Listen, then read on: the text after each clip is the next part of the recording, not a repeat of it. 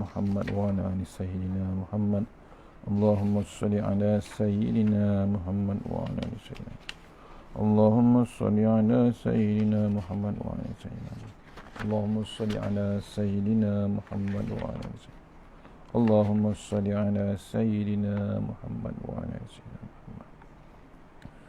InsyaAllah. Astaghfirullahalazim alladzi la ilaha illa huwal hayyul qayyum wa atubu ilaih. Astaghfirullahalazim alladzi la ilaha illa huwal hayyul qayyum wa atubu ilaih. Astaghfirullahalazim alladzi la ilaha illa huwal hayyul qayyum wa atubu ilaih. Astaghfirullahalazim alladzi la ilaha illa huwal hayyul qayyum wa atubu ilaih. Astaghfirullahalazim alladzi la ilaha illa huwal hayyul qayyum. Astaghfirullahalazim alladzi la ilaha illa huwal hayyul qayyum wa atubu ilaih. La ilaha illallah wahdahu la syarika lah. Lahul mulku wa lahul hamdu yuhyi wa yumiitu wa ala kulli syai'in qadir. La ilaha illallah wahdahu la syarika lah. Lahul mulku wa lahul hamdu yuhyi wa yumiitu wa ala kulli syai'in qadir.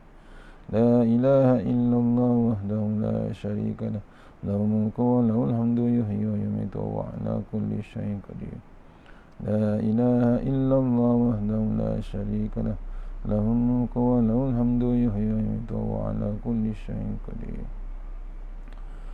Assalamualaikum warahmatullahi wabarakatuh. Alhamdulillahirabbil alamin. Wassalatu wassalamu ala asyrafil mursalin wa ala alihi washabihi ajmain. Allahumma qina Rabbi shrah li sadri wa yassir li amri wa la tamil lisani yafqahu qawli. Wa ya ibadallah ittaqullah usikum wa iyaya bittaqullah faqad fazal muttaqun. Allahumma ta'ala inna hikmataka wa ansur alaina min hazailika ya arhamar rahimin. Bismillahirrahmanirrahim. Bismillah masyaallah la yasughrullah. Bismillah masyaallah la yasifu suwayallah. Bismillah masyaallah ma kana min ni'matin fa minallah. Bismillah masyaallah la ya'ti bil hasanati illallah. Bismillah masyaallah la hawla wa la quwwata illa billahil aliyyil azim. Allahumma nas'aluka bi barakati syarifah an tuhimala dunia. Amin ya rabbal alamin. Alhamdulillah, jumpa lagi untuk pengisian menjelang senja, menjelang maghrib. Sementara menunggu maghrib, kita baca terus insya-Allah surah Hud, tafsir Tuan Guru Ni Abdul Aziz.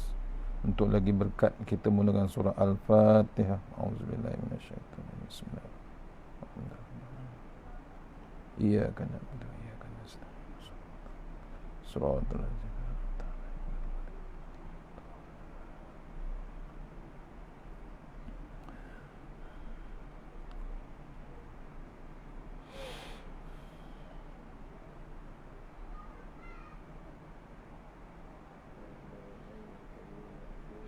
InsyaAllah kita masih lagi dalam surah Hud ayat 118. InsyaAllah mohon share sahabat-sahabat online khas untuk surau Seri Pulai, surah Darul Taqwa Taman Seri Pulai Seremban. InsyaAllah mohon share.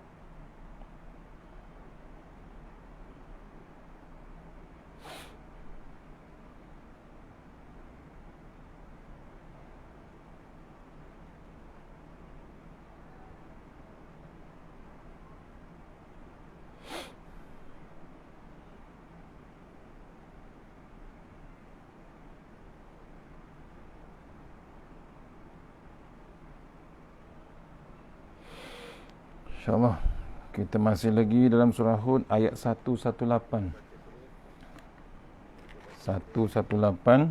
Muka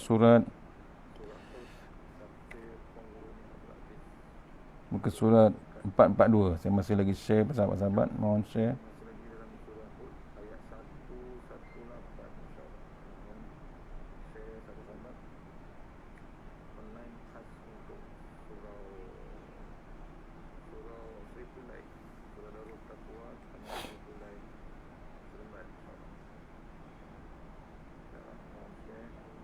Share mohon, insyaAllah.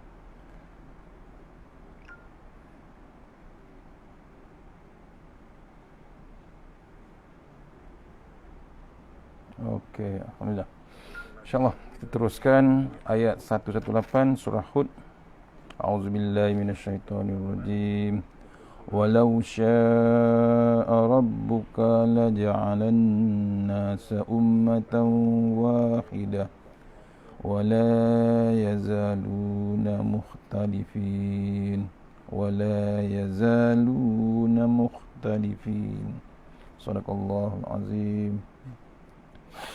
Maksudnya, dan kalaulah Tuhanmu, yakni wahai Muhammad SAW, menghendaki, tentulah ia menjadikan umat manusia semuanya menurut agama yang satu, yakni tetapi ia tidak berbuat demikian, dan kerana itulah mereka terus menerus berselisihan. Surah Hud ayat 118. Ya. Saya ulang balik maksudnya. Dan kalaulah Tuhanmu, yakni wahai Muhammad, menghendaki, tentulah ia menjadikan umat manusia semua menurut agama yang satu, yakni tetapi ia tidak berbuat demikian, dan kerana itulah mereka terus menerus berselisihan. Azab yang paling teruk sekali ialah keazaban manusia berbalah sesama manusia. Tidak ada cara islah ataupun pemulihan selain cara yang diberikan oleh Allah Ta'ala melalui Nabi kita Muhammad sallallahu alaihi wasallam. Apabila manusia bergaduh sampai ke peringkat berbalah mengenai akidah, maka akan turunlah azab. Boleh jadi ketika itu manusia bertanya kepada Tuhan, tidak bolehkah kamu jadikan manusia ini saling tidak berbalah, serupa pohon kayu di atas bukit, tidak ada pun pohon kayu berembas ataupun bergelut dengan pohon kayu yang lain. Walau syaa rabbuka laja'alan nasa ummatan wahidah. Kalau Tuhan kamu menghendaki, dia boleh buat manusia itu sepuak belaka. Semuanya baik, comel, warak dan lebay belaka, antara satu sama lain, saling sindir menyindir dan tikam menikam dari belakang. Aku boleh buat sangat, tetapi aku tidak mahukan manusia jenis makhluk yang selaras serupa syaitan ataupun malaikat. Syaitan semuanya jahat. Tidak ada yang bergelar ustaz syaitan. Begitu juga malaikat, semuanya ustaz malaikat. Kalau aku buat manusia selaras seperti itu, manusia akan serupa dengan apa yang sudah ada. Dari segi produktiviti, keadaan ini tidak menguntungkan. Kalau Allah nak buat, boleh. Allah nak buat sama, boleh. Maksudnya, macam syaitan, memang semuanya jahat. Tak ada yang jadi ustaz. Malaikat, semuanya jadi ustaz. Tak ada yang jadi macam syaitan. Manusia, kalau dibuat macam tu, dia selaras dengan yang lain. Serupa kita banyak buat barang, tetapi semuanya serupa, sedangkan ada bermacam-macam fashion pengguna. Dari segi produktiviti, keadaan ini tidak menguntungkan jika dibandingkan dengan kilang coklat yang membuat coklat cap tangan, coklat cap kaki, coklat cap butir pemata. Padahalnya semuanya sama. Ini kata Tok Guru. Ya.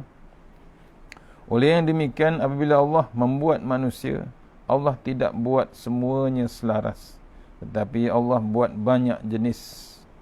Perkara ini Allah Ta'ala telah beritahu kepada Tok Adam sewaktu Tok Adam turun ke dunia dari syurga. A'udzubillahi minasyaitonirrajim. Qala ihbitu ba'dukum li ba'din adu walakum fil ardi mustaqarrun wa mata'un ila hin. Sadaqallahu azim. Surah Al-A'raf ayat 7 ayat 24. Allah berfirman, turunlah kamu semuanya dengan keadaan setengah kamu menjadi musuh bagi setengahnya yang lain, dan bagi kamu disediakan tempat kediaman di bumi, dan juga diberi kesenangan hingga ke suatu ketika, yakni mati. Ini ayat 7 ayat 24 surah Al-A'raf. Allah menurunkan kita semua ini, setengah kita menjadi musuh antara lain, dan disediakan kita tempat kediaman, yakni di bumi. Juga diberi kesenangan kita ni sampai ke satu masa yang ditetapkan, yakni mati. Ya, aduh.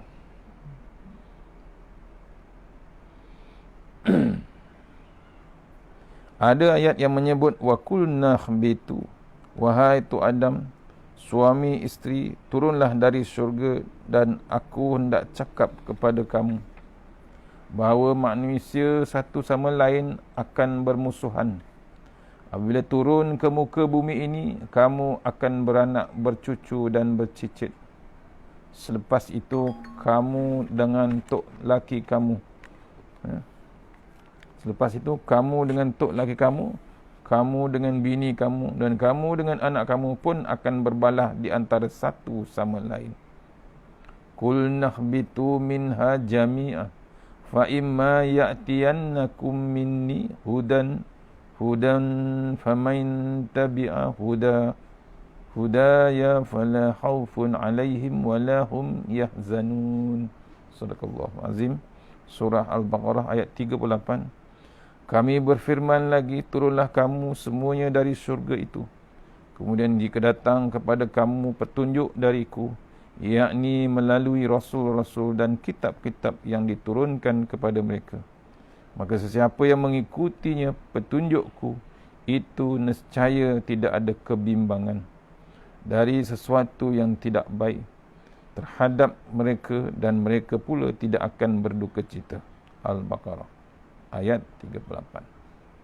Lagi satu dalil yang menunjukkan kita diturunkan di dunia untuk menjadi hamba Allah Ta'ala. Allah akan turunkan sekali petunjuk melalui rasul-rasul dan kitab-kitab.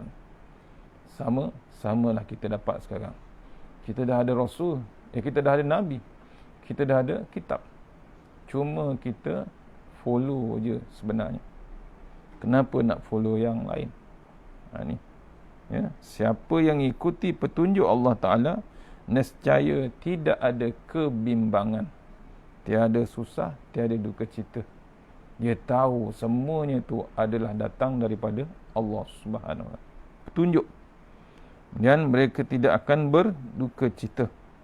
Ya, apa yang Allah bagi, dia terima. Ini sepatutnya. Ya. Kalau berlaku juga perbalahan, apa boleh buat? Tidak ada orang di atas muka bumi ini, sama muda ataupun tua, yang tidak pernah berbalah dan tersinggung hati. Tetapi kalau kamu tidak mahu berkelahi antara satu sama lain, maka kamu kena menuruti hidayah aku. Sebab itulah di dalam sembahyang kita berdoa minta Tuhan menunjukkan kita ke arah yang betul. Waktu solat tu kita mohon kepada Allah Subhanahu Wa Taala. Hari-hari kita solat 17 rakaat sembahyang fardu. Cara Tuhan menyusun Al-Quran, dia meletakkan surah Al-Fatihah dahulu sebelum surah Al-Baqarah. Dalam surah Al-Fatihah kita meminta petunjuk, dan Tuhan mengajarkannya petunjuknya daripada kita menerusi surah Al-Baqarah. Zalikal kitabu la raiba fi hudal lil muttaqin. Sadaqallahu azim. Al-Baqarah ayat nombor 2. Kitab Al-Quran ini tidak ada sebarang syak padanya, yakni tentang datangnya dari Allah dan tentang sempurnanya. Ia pula menjadi petunjuk bagi orang-orang yang hendak bertakwa. Nampak? Kita dah ada dah. bekalan, kita dah ada bekal untuk mendapat petunjuk. Cuma kita nak ikut ataupun tidak. Ni. Ya. Wahai manusia, hidayah yang kamu minta daripada Allah ketika ya, hidayah yang kamu minta daripada Allah ketika sembahyang tadi, inilah kitabnya, iaitu sebuah Al-Quran. Mengapa setelah kita minta hidayah kepada Allah Ta'ala, yang kita minta sekurang-kurangnya sebanyak 17 kali sehari, tetapi tiba-tiba kita tidak menerima tidak menerima pakai arahan Al-Quran. Boleh jadi kita sendiri tidak erti apakah bendanya yang kita baca ataupun kita erti, tetapi berasa diri kita lebih pandai daripada Tuhan. Ataupun boleh jadi kita bersembahyang kerana menuruti orang lain, ataupun di dalam diri kita dihantui perasaan takut dan bimbang mengenai benda itu atau benda ini. Hari-hari kita solat, tuan-tuan. Hari-hari kita sembahyang 17 rakaat yang fardu saja. Kita minta petunjuk, kita minta hidayah. Allahumma hdini fiman hadait. Hidayah kita minta lagi pagi-pagi subuh.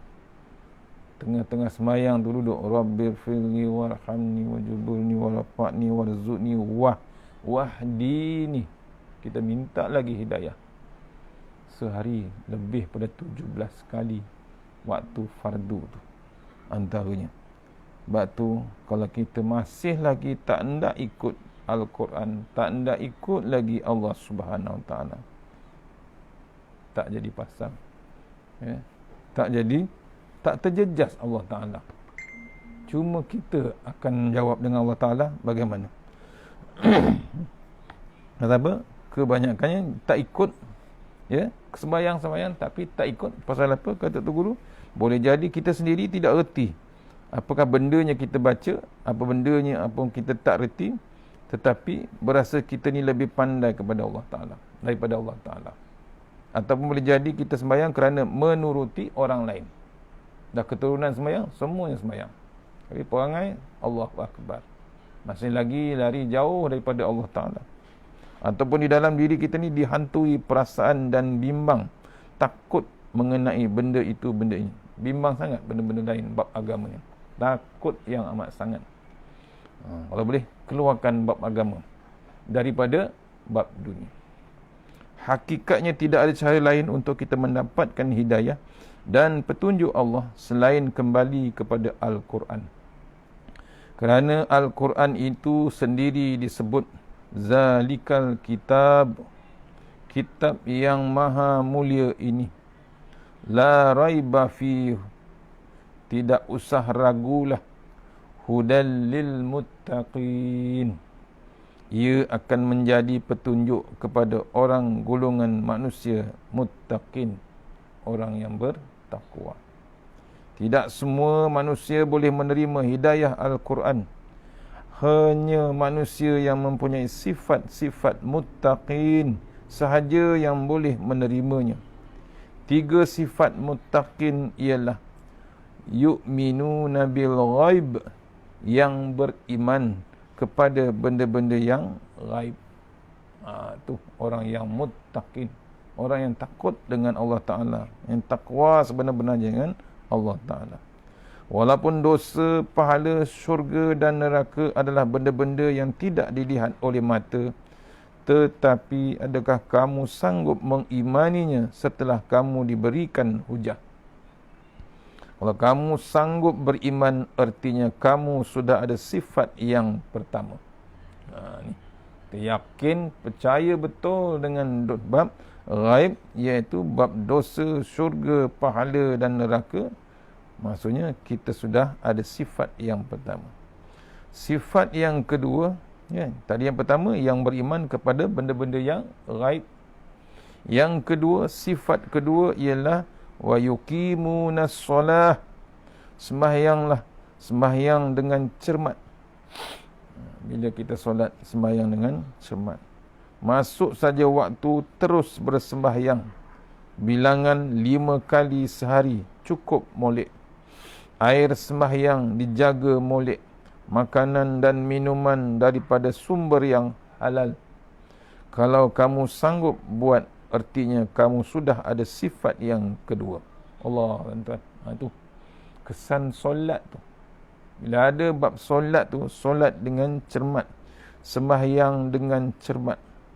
Masuk saja waktu, terus sembahyang. Ni orang betul-betul cermat, orang yang betul-betul sempurna buat sembahyang dia, dia terus sembahyang bila masuk waktu 5 kali satu hari. Jaga pula makan dan minum.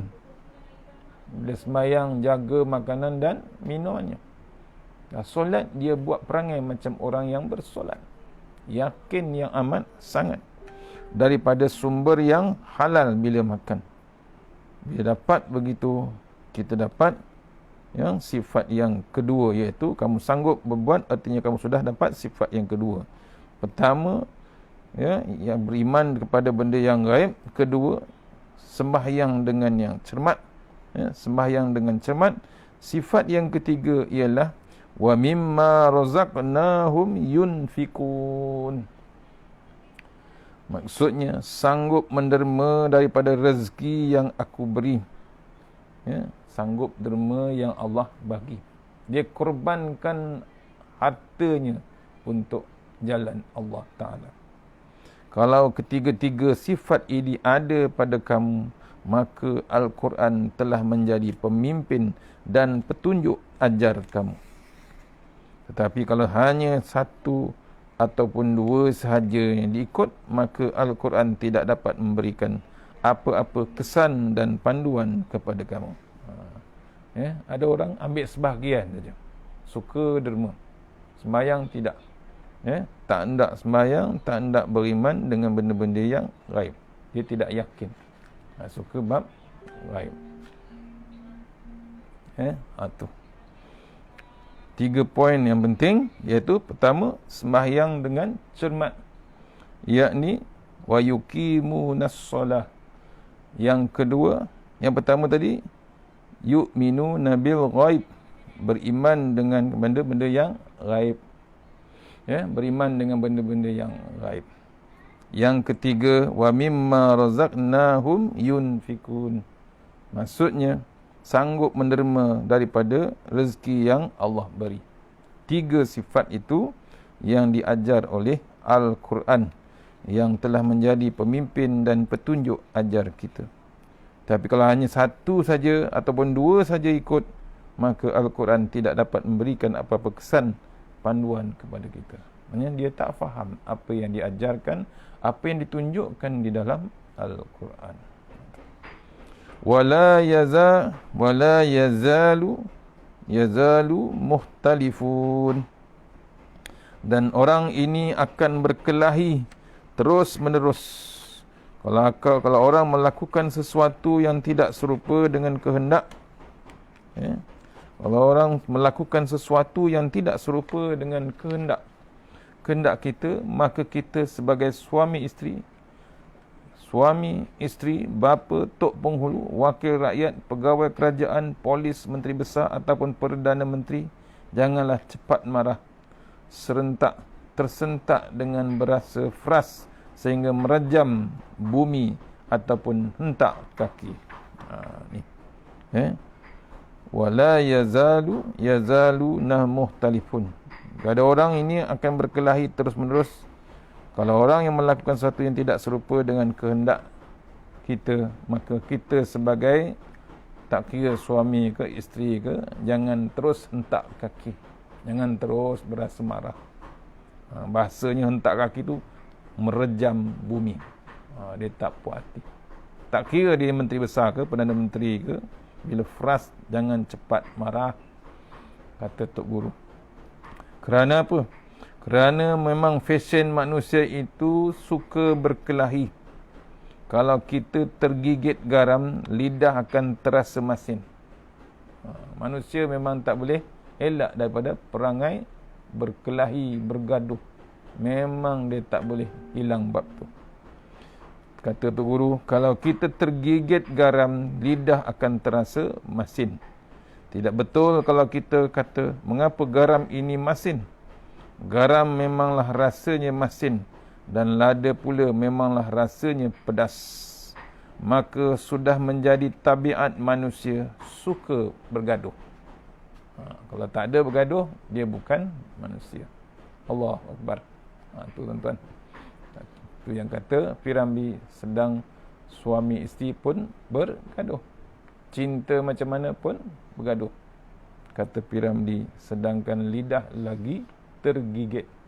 Ini kan pula suami isteri. Betul tak betul? Piramli kata. Kalau tak betul, tolong betulkan. Ya, sedangkan lidah lagi tergigit, ini kan pula suami isteri. Sama juga, kalau kita tergigit garam, lidah akan terasa masin. Memang perangai suami isteri, tak kira suami isteri, tak suami isteri pun tetap akan berlaku bab perkelahian. Bahasa kasarnya, gaduh lah. Ya, memang gaduhnya. Cuma kalau tidak mahu berasa masin, kita boleh bubuh banyak air dan santan.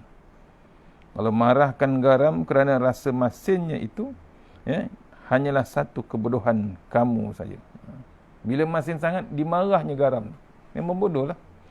Confirm bodoh. Ya, disalahkan garam tu. Padahal boleh tak dikurangkan masin tu? Boleh.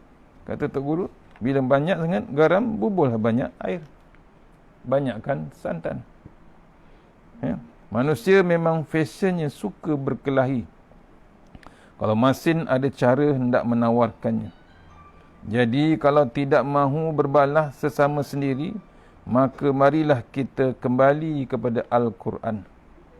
Artinya, tak usahlah menarik orang lain supaya mentaati kita. Dan jangan paksa orang lain untuk ikut perintah kita. Sebaliknya, marilah kita taat kepada zat yang bernama Allah Subhanahu wa ta'ala. Ketika itu barulah orang tidak lagi berkelahi sesama sendiri. Kerana mereka tunduk kepada zat yang lebih segala-galanya berbanding dirinya. Ya, ubatnya tak ada lain, ubatnya adalah Al-Quran. Kena renung kita. Tetapi kalau kita taat kepada manusia lain, satu hari nanti kita akan berasa, aku ni pun cerdik juga. Malah kadang-kadang aku lebih cerdik daripada dia. Maka timbullah punca perbalahan sesama manusia. Lebih-lebih lagi negara kita mengamalkan sistem demokrasi. Adalah jenis yang memilih. Kalau ada dua pilihan, kamu pilih yang ini dan aku pilih yang itu. Kalau ada 3 pilihan, semakin sengit perbalahan. Kalau ada 1,000,000 pilihan, semakin kuatlah perbalahannya. Selagi manusia hidup dalam sistem demokrasi dan tidak sudi hidup di bawah sistem Al-Quran Al-Karim, maka peluang untuk manusia berbalah terlalu luas dan banyak. Ya, memang tak boleh elak pada bab perkelahian, pasal bab demokrasi ke, memang akan berlaku perbalahan. Kata Tok Guru, selagi manusia hidup dalam sistem demokrasi dan tidak sudi, tak nak pun bab Al-Quran, ada sistem Al-Quran yang lengkap daripada Allah Subhanahu Wa Taala, maka peluang untuk manusia berbalah memang terlalu luas. Sebab tu kita ni dah tak ada lain pilihan, wajib ikut Al-Quran. Ya, kita kena wajib ikut sistem Al-Quran. Tak ada benda yang lain yang sempurna melainkan Allah Subhanahu Wa Taala punya kalamullah, itu Al-Quran, kitab Allah Taala. Itu sepatutnya kita mohon, kita berdoa ni di bulan Rajab, tak lama lagi Syakban, tak lama lagi Ramadan. Kita minta kepada Allah Taala, merayu pada Allah Taala, biarlah kita ni, negara kita ni ikut 100% Al-Quran. Itu saja yang boleh menyelamatkan negara lain, terpulanglah negara kita. Mohon kepada Allah Ta'ala, biar kita ni tunduk dengan Allah Ta'ala. Daripada pemimpin atas sampai rakyat yang paling bawah, biarlah kita tunduk dengan Allah Subhanahu Wa Ta'ala. Patuh yang ada dalam kitab Allah Subhanahu. kita sama-sama doa supaya kita disatukan dengan perlembagaan Al-Quran, undang-undang Allah Subhanahu Wa Taala. Kita mohon semua bersatu, mohon doa kepada Allah Taala, merayu kepada Allah Taala, biarlah kita semua di sini di tanah Melayu, di semenanjung Malaysia ni, semenanjung Melayu, tanah Melayu, kita ikut undang-undang Al-Quran untuk kita selamat. Selagi tak ikut Al-Quran, selagi tu tuan-tuan puan-puan, kata Tok Guru, terbuka luas manusia akan berbalah dan banyak berlakunya perbalahan. Pasal apa? Pasal tiada keberkatan yang Allah dah tunjukkan, kita tak hendak ambil peluang. Dalam taklimat Ambo, kata Tok Guru, di kawasan-kawasan jajahan ataupun daerah baru-baru ini, Ambo minta pegawai-pegawai kerajaan yang melawat ke kampung-kampung supaya jangan cepat sangat hendak balik untuk sembahyang di rumah. Bila masuk saja waktu sembahyang, kenapa pula hendak sembahyang di rumah? Ini contoh kata Tok Guru. Wa ju'ilat lil ardu kulluha masjid. Aku jadikan bumi ini semuanya tempat sujud, yakni masjid. Nabi berkata, keistimewaan yang Allah Ta'ala beri kepada aku ialah semua bumi ini layak dibuat masjid. Kita boleh bersembahyang di tempat kita melihat tapak projek atau di balai, yakni surau kampung kita. Ya, kalau tidak ada sangat tempat untuk bersembahyang, kita boleh minta izin untuk bersembahyang di atas rumah orang-orang kampung. Itu. Untuk Guru menasihatkan pegawai kerajaan, kenapa nak balik rumah sembahyang? Kenapa tak ke masjid? Kenapa tak ke surau? Ini untuk pegawai kerajaan. Ya, dah bagi tahulah, Nabi dah bagi tahu semua tempat jadi masjid. Salah satu tanda bahawa kita ini terikat dengan Tuhan di segenap gerak-geri hidup dengan ialah dengan cara kita bersembahyang apabila sampai time waktu sembahyang. Kita sanggup berhenti kerja untuk makan, walaupun mereka ketika sedang menulis ataupun membuka fail. Kalau kita boleh menjaga waktu makan, maka waktu sembahyang lebih-lebih lagi lah kita kena menjaganya. Dengan cara ini, ikatan rohani dan jasmani kita dengan Allah Subhanahu Wa Taala akan lebih bermakna dan menjadi lebih mesra lagi.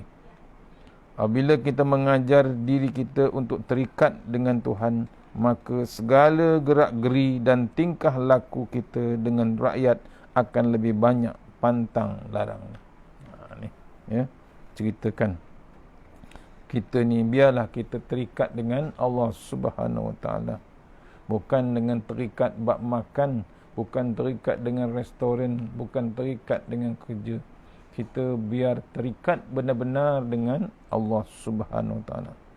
Sebab segala gerak-geri dan tingkah laku kita dengan Allah Taala memang terbaik sebenarnya. Baru kita anggap benda yang lain jadi kemudian. Tu ayat 118 dipesankan oleh Tuan Guru. Terus ayat 119, a'udzubillahi minasyaitonirrajim, illa man rahima rabbuka walizalika khalaqahum wa tammat kalimatu rabbika la'amlaka anna jahannama minal jinnati wan nasi ajma'in. Tapi orang-orang yang telah diberi rahmat oleh Tuhanmu, yakni mereka bersatu di dalam agama Allah, dan untuk perselisihan dan rahmat itulah Allah menjadikan manusia. Dan dengan demikian sempurnalah janji Tuhanmu, sesungguhnya aku akan memenuhi neraka Jahannam dengan sekalian jin dan manusia yang berdosa. Ini peringatan daripada Allah Subhanahu Wa Taala. Orang yang telah diberi rahmat oleh Allah, mereka bersatu di dalam agama Allah Ta'ala. Kasihnya Allah Ta'ala tu, dia senang nak bersatu dengan agama Allah Ta'ala. Dan untuk perselisihan dan rahmat itulah Allah menjadikan manusia. Dan dengan demikian sempurnalah janji Allah. Allah kata apa? Sesungguhnya aku akan memenuhi neraka jahanam dengan sekalian jin dan manusia yang berdosa saja. Yang berdosa saja yang akan penuhkan neraka jahanam daripada Allah Subhanahu Wa Taala. Ini ayat 119. Tuhan berkata sejarah lagi dan yang ni lebih berat. Ya. Yang ini lebih berat illa man rahimahu rabbuka, kecuali orang yang Allah telah beri rahmat kepada dia. Walizalika khalaqahum, dan kerana ikhtilaf inilah Allah Ta'ala jadikan manusia. Manusia memang jenisnya suka berkelahi. Yang tidak berkelahi adalah malaikat sesama malaikat ataupun syaitan sesama syaitan. Tetapi manusia sesama manusia akan saling bergaduhan. Sudah nasib kita menjadi seorang manusia. Kalau nasib kita menjadi batang pokok nio ataupun kelapa atau menjadi batang kayu, maka kita tidak akan berbalah walaupun sedikit. Dan nasib kita sebagai manusia memang ada bab perkelahian. Kat mana pun, adik-beradik, kerabat ke, semuanya berlaku. Selagi kita ini adalah manusia, jangan marah kalau ada orang yang menegur, mengkritik dan membangkang kita. Pada peringkat yang pertama ini, kita tidak boleh marah lagi. Kerana apa? Kerana manusia memang fashionnya suka berkelahi. Kalau kita berasa tegurannya tidak kena, kita boleh menjawabnya dengan memberikan dalil begini dan begitu. Kerana tegur-menegur ini berpunca daripada kekhilafan dan perselisihan fikiran. Kalau kita berkeras juga, kita boleh guna cara yang lain. Kita tidak boleh mengelak diri daripada berbuat khilaf. Cuma Tuhan berpesan kepada kita, wa tammat kalimatu rabbika la'amla'anna jahannama mina al-jinnati wan nasi ajma'in. Dan telah keluar kata putus daripada Tuhan kamu, iaitu sumpah Allah Ta'ala bahawa dia akan penuhkan neraka jahanam dengan diisikan oleh jin dan manusia semua sekali. Syaratnya dia berdosa. Ya. Tuhan kata berbalahlah, tetapi kalau kamu berbalah terus menerus dan akan tidak ada jalan perdamaian dari Al-Quran dan hadis, aku akan sumbat kamu semua masuk ke dalam neraka. Kita sentiasa berada di dalam keadaan berserabut, dan memang manusia ini fashion jenis makhluk yang berserabut. Tidak ada manusia yang boleh hidup tenang di atas muka bumi. Lagi tinggi makrifat, semakin mendalam ilmu, semakin berserabutlah kita. Sebab itulah ketika hampir hendak mati, Nabi kita mencelupkan tangannya ke dalam air, lalu melurutkannya ke muka sambil berkata, Allahumma inni ala ghamaratil maut wa sakaratil maut. Ya Allah, tolonglah aku melalui kesusahan mati dan mabuknya sakaratul maut. Mabuk itu ambo sendiri tidak boleh beritahu macam manakah keadaan, sebab ambo tidak pernah lagi mati. Jadi hendak cerita tidak boleh. Tetapi Nabi beritahu dalam hadis-hadis bahawa manusia menghadapi kemabukan ketika hendak mati.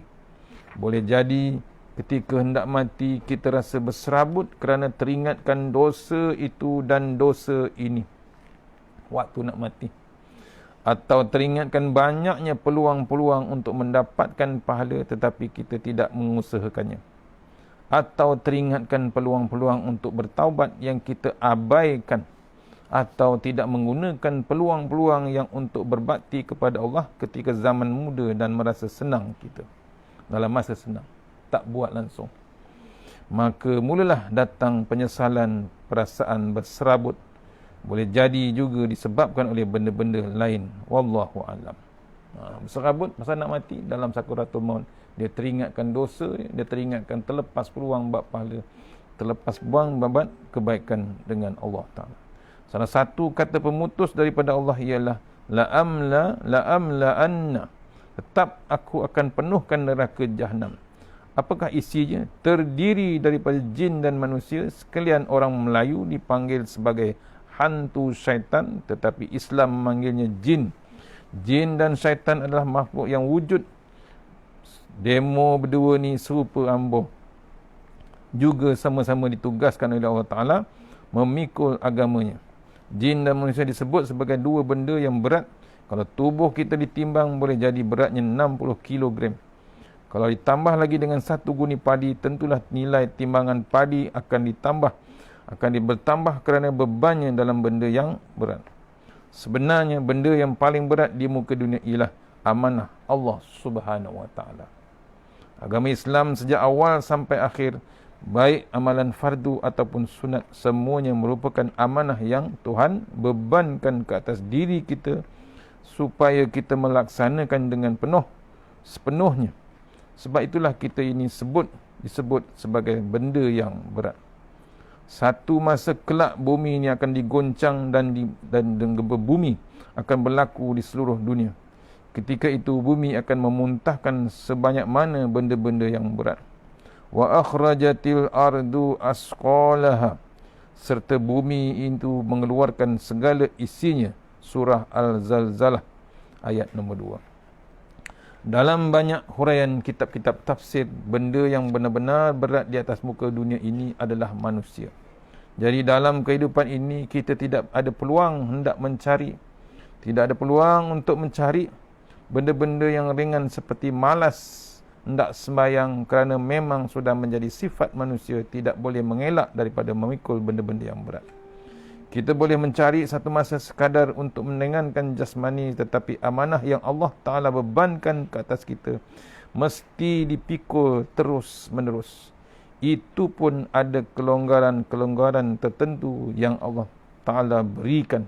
Tetapi kita tidak boleh sama sekali hendak melemparkan agama keluar terus daripada diri kita sendiri.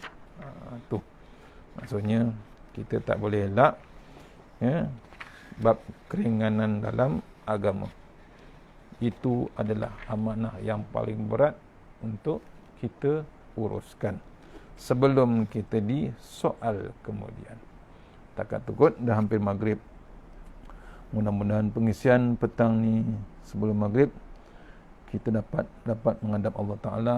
Dia memasak nanti ada bekal, ada jalan, ada pengisian untuk kita menghadap satu lagi alam yang hebat. Kita jumpa lagi insya-Allah, cuba malam ni kalau ada line, mohon doakan sambung ayat 120. Terima kasih pada surau Ar-Raudah Darul Taqwa Taman Seri Pulai bagi ruang untuk kami terus online.